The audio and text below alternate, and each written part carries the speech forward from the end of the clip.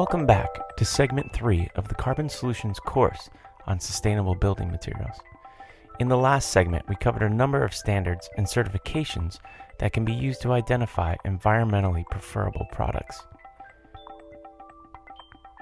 In this segment, we'll look at life cycle analysis versus life cycle costing, explore the various ways that building materials can be sustainable by being regional, rapidly renewable, recycled, reclaimed, contribute to healthy indoor air quality, and provide opportunities for daylighting.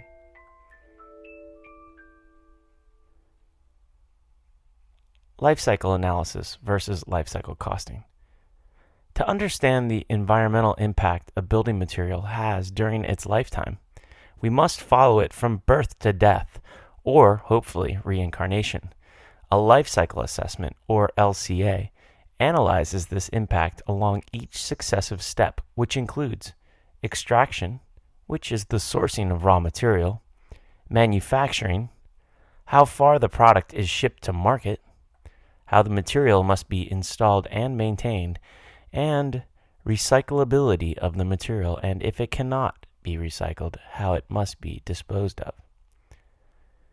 The ultimate goal when looking at the LCA is to compare the complete range of environmental and sometimes even social impacts attributable to products and services, and to choose the ones with the favorable footprint. For example, vegetative roof systems have many environmental benefits over a traditional asphalt roof when their life cycle assessments are compared.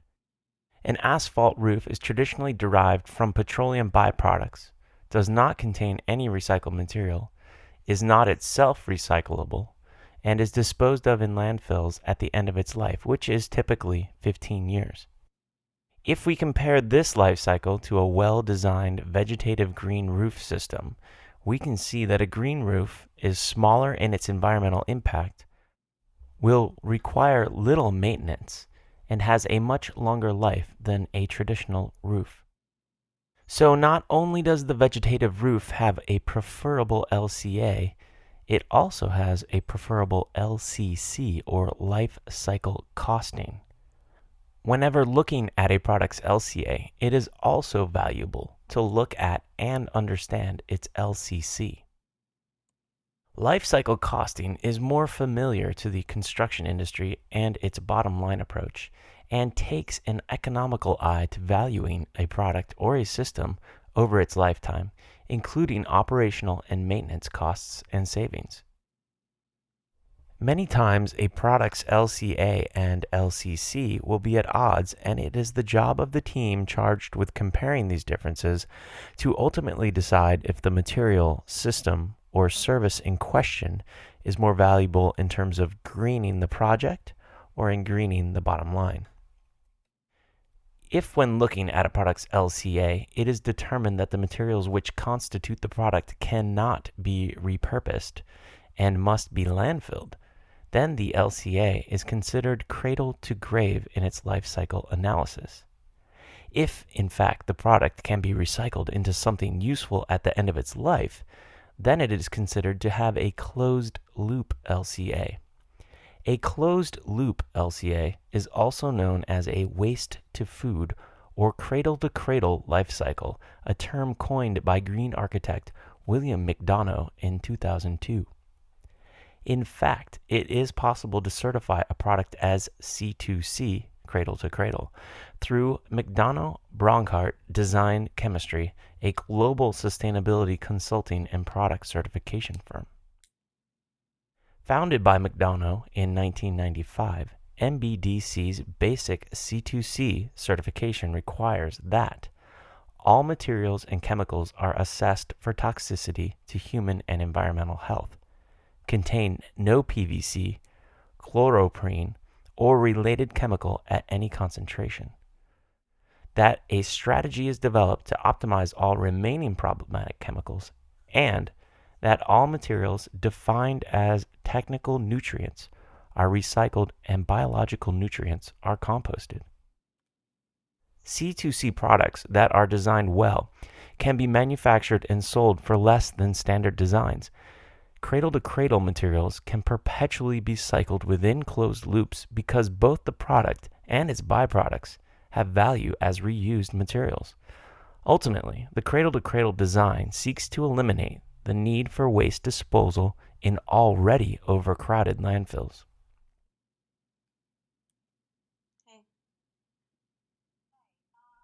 Rapidly renewable materials. Rapidly renewable materials are generally considered materials made from plants that are grown to a harvestable maturity in 10 years or less. When utilizing rapidly renewable materials, the primary benefit to the environment is the optimization of land use because dedicated growing space can be rotated sooner. Another benefit to rapidly renewable materials is the CO2 absorption that takes place while the plant is growing.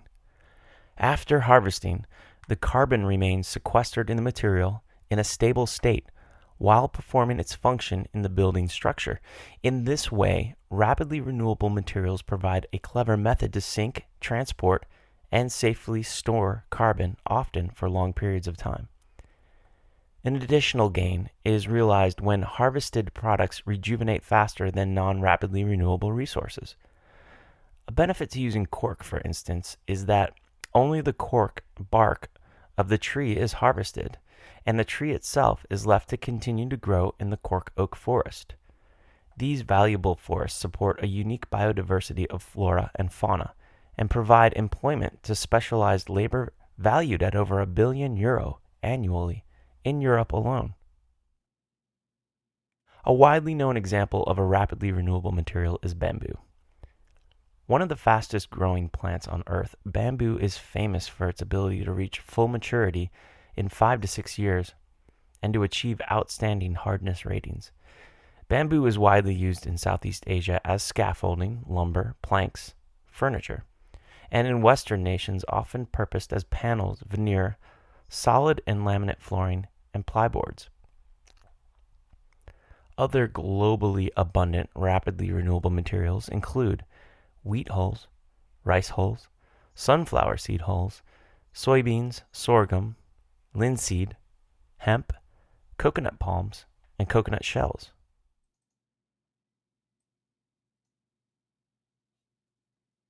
Regional materials. Regional materials are an important consideration when looking at the sustainability of a product.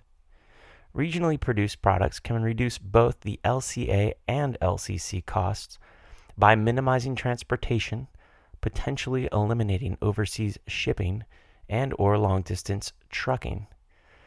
Regionally harvested, processed, and manufactured products not only reduce the transportation of energy needs, but also direct purchasing power across several stages of the production process to nearby communities, thereby enhancing the local economy. According to Bali, the Business Alliance of Local Living Economies, businesses that make up a local living economy tend to be more sustainable because they are more accountable to stakeholders and the environment in which they are a part. Allowing a purchasing preference to businesses that make a point of, quote, buying local can help a regional economy stay strong and the environmental footprint small. The LEED rating system awards specific points for materials that are extracted, harvested, or recovered and manufactured within a 500-mile radius to the construction site. If, for example, 100-year-old heart pine was recovered from a river in central Florida and shipped to Atlanta, Georgia, and used as flooring, this component would be eligible for regional materials LEED points. On the other hand, if the heart pine was shipped to Austin, Texas, and used there, it would not be eligible as it was recovered beyond a 500-mile radius of the project site. Recycled materials. While as an industry, the building community should try to reduce the demand for materials before we begin looking for ways to recycle them, it is also obvious that there are plenty of materials around that can be repurposed immediately. In fact, The US EPA estimates that over 500 million tons of recyclable material that can be used in construction is produced each year by consumers and industries in the US. These materials come in the form of steel, aluminum, glass, agricultural waste, used tires, residues from coal combustion, construction and demolition debris, and sand, among many others. I tried it, but it doesn't look By that hard. repurposing general waste and industrial leftovers, landfills are relieved of volume, transportation costs and emissions are reduced, and raw material that would otherwise have to be mined, extracted, or harvested can be conserved for future generations. Given the abundance of used materials that are readily available, it makes sense for the sustainable building community to incorporate recycling and repurposing of materials during construction. The fact that this is achievable and becoming more common is reflected by emerging trends in the sustainable building field. Standards for the International Living Building Institute, ILBI, for example, call for at least 95% of all paper, cardboard, and metals to be recycled during construction of a commercial or residential building.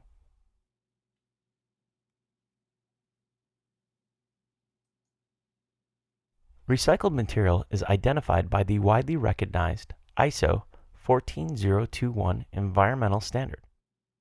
ISO 14021 defines recycled content as, quote, the proportion by mass of recycled material in a product or packaging, end quote, and requires recycled content be clearly identified as part of an environmental product declaration, or EPD. The three main types of recycled materials are post-industrial or pre-consumer, post-consumer, and post-consumer fiber. Post-industrial, also known as pre-consumer recycled content, commonly indicates that the material or product has industrial scraps and leftovers that have been diverted from the waste stream and have been reincorporated into the manufacturing process. This type of closed-loop recycling often takes place at the facility where it is generated, and sometimes is not regarded as recycling in the true sense.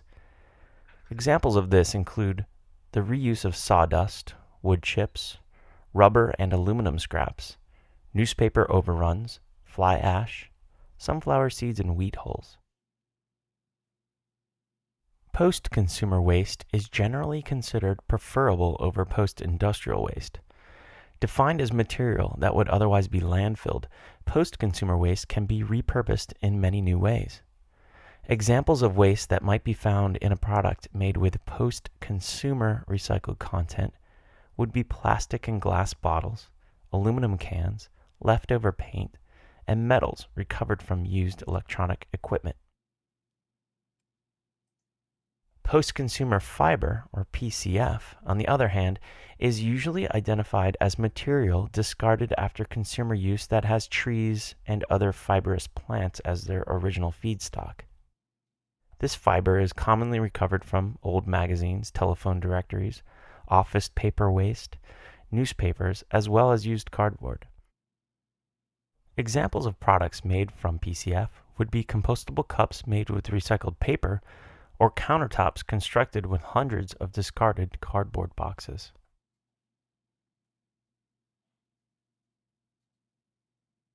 Reclaimed materials. Materials that can be salvaged or reclaimed also lower demand on landfills and waste stream infrastructure. Examples of reclaimed material could be bricks once used as subpavement in a road project that are subsequently incorporated in an exterior wall, or 300-year-old wooden posts and beams that are remilled and applied as a living room floor. Salvaged material is often less expensive than virgin or recycled material. What is more, much of this material is distinctive in its quality, workmanship, and aesthetics, often lending unique value to a project. Indoor environmental quality. In this section, we are going to focus on the two main material components that contribute to better environmental quality indoors.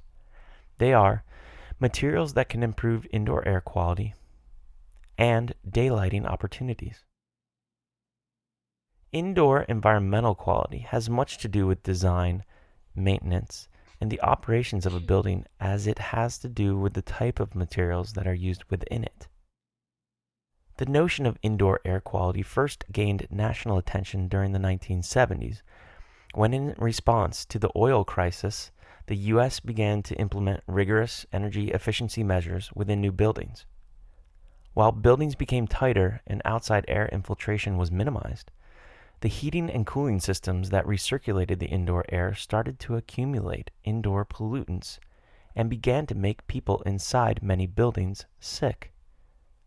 Later termed sick building syndrome, SBS is a building occupant health effect that is linked to time spent within a structure where pollutants such as mold, ozone from office equipment, and volatile organic compounds or VOCs contribute to poor indoor air quality. Indoor pollutants can come from materials within the building, natural sources, products and equipment brought into the building, as well as occupant behavior such as smoking. When talking about indoor air quality, it is important to distinguish sick building syndrome, SBS, from building-related illness, or BRI. Sick building syndrome describes the phenomena of an acute health or comfort effect experienced by a building occupant. Building-related illness, BRI, is used once an illness is attributed directly to building contaminants. So keep in mind that the two are related but used at different stages. As the understanding of indoor air quality has improved over time, our ability to manage it has also improved. This is important when one considers that as Americans we spend on average 80 to 90% of our time each day indoors. Choosing the right combination of materials, ventilation options, and climate-compatible building design all help avoid indoor air becoming what could otherwise be a collective toxic soup. Now, as we become more aware of the importance of energy efficiency within a building, we are increasingly designing and constructing tightly sealed homes and commercial buildings. If these designs do not consider proper ventilation of fresh air into the building, then engineered flooring, cabinets, and carpets with formaldehyde, paints, adhesives, cleaning products, VOCs from solvents, and even radon-emitting granite can build up to unhealthy concentrations. One easy way to lower the risk of poor indoor air quality is to avoid the use of materials high in toxins, pollutants, and volatile organic compounds, or VOCs. We'll first spend some time looking at VOCs as they are common across many product types, and discuss how globally policies are going into effect to address their presence in building materials. VOCs are everywhere in our environment. They occur naturally, are typically produced by plants, and are in and of themselves not necessarily harmful.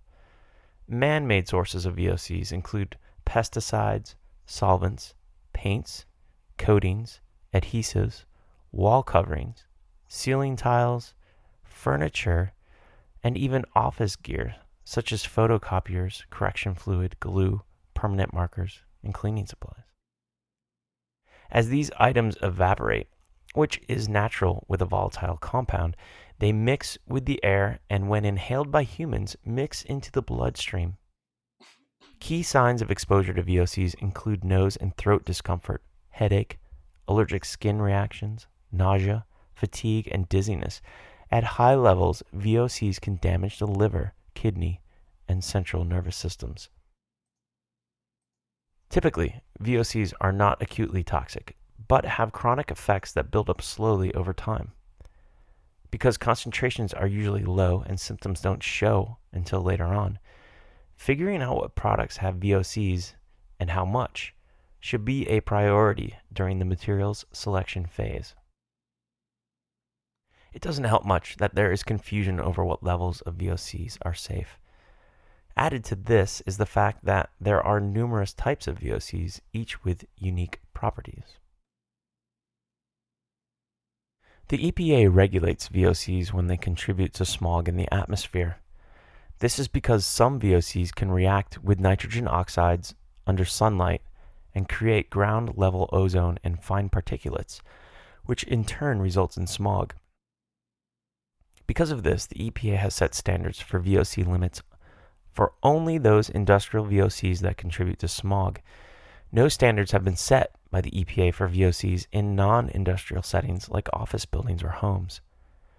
OSHA, or the Occupational Safety and Health Administration, does regulate formaldehyde, a specific type of VOC, and has adopted a permissible exposure level, PEL, of 0.7 parts per million, which provides some guidance. The point here is that no government agency is actively measuring the off-gassing of chemicals present in building materials.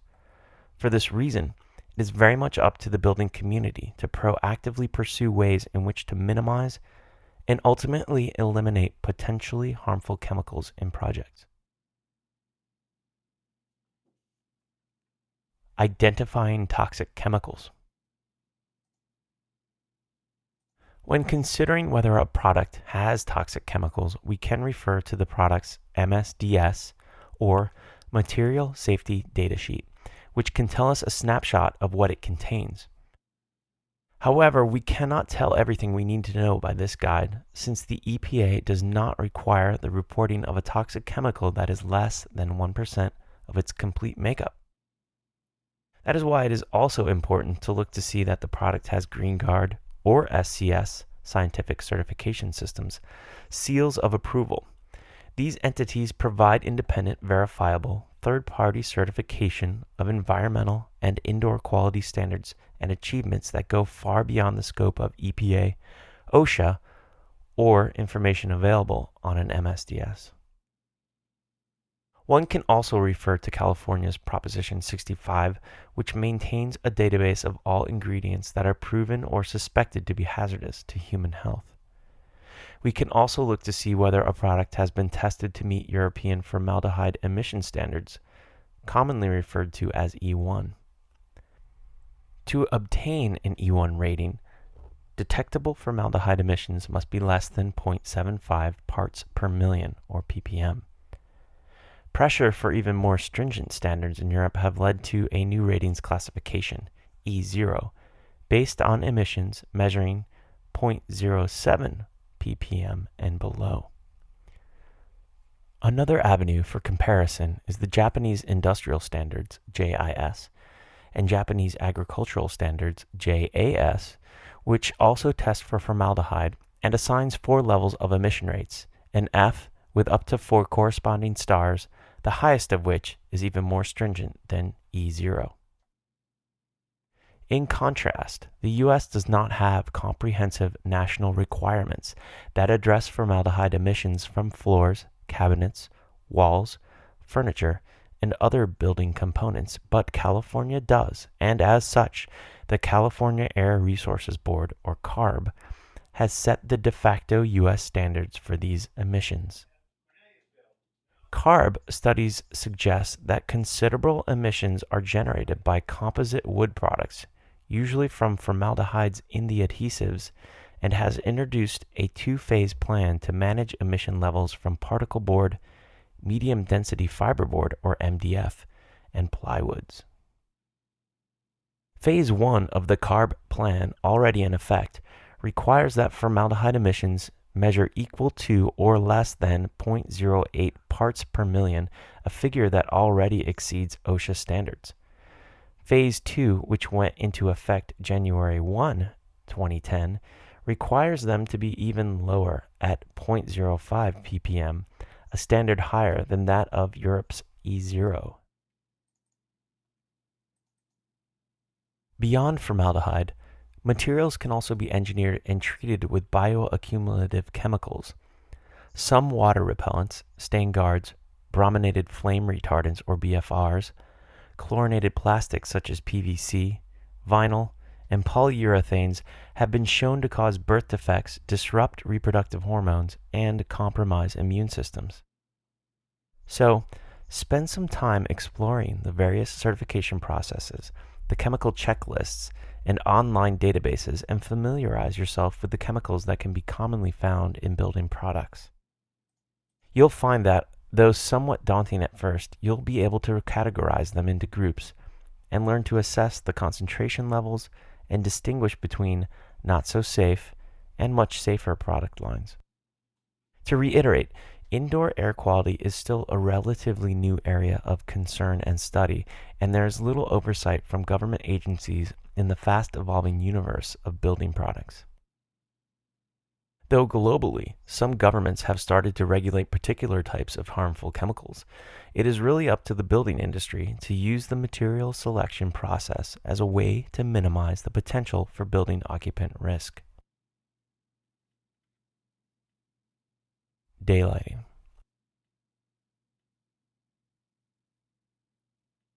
Architectural daylighting is at the heart of sustainable building design. When added skillfully, buildings that have efficiently distributed daylight can increase the comfort of occupants and reduce the electrical lighting load, especially in expansive spaces. Schools, warehouses, and offices that operate primarily in the daytime can quickly reap the benefits in energy savings and human productivity associated with improved daylighting. Many studies have shown the positive effects that daylighting has on the human body. Scientists have found that the changing intensity and duration of sunlight can affect our internal biochemistry. Exposure to daylight is known to increase the production of vitamin D, for example. This should come as no surprise, since humans have lived in concert with the sky for thousands of years. Beyond our natural affinity for daylight, studies have proven that daylighting affects a person's mood. One example of this is found in seasonal affective disorder, a seasonal pattern of unipolar and bipolar mood disorders.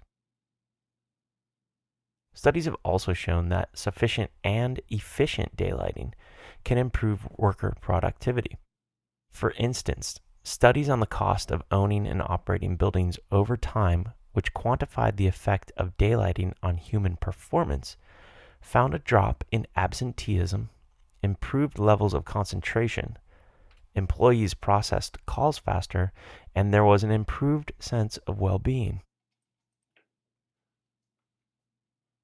Although lowered electricity use is a potential benefit of having skylights, solar light tubes, and larger window areas, effective daylighting designs must block heat to optimize life cycle costs.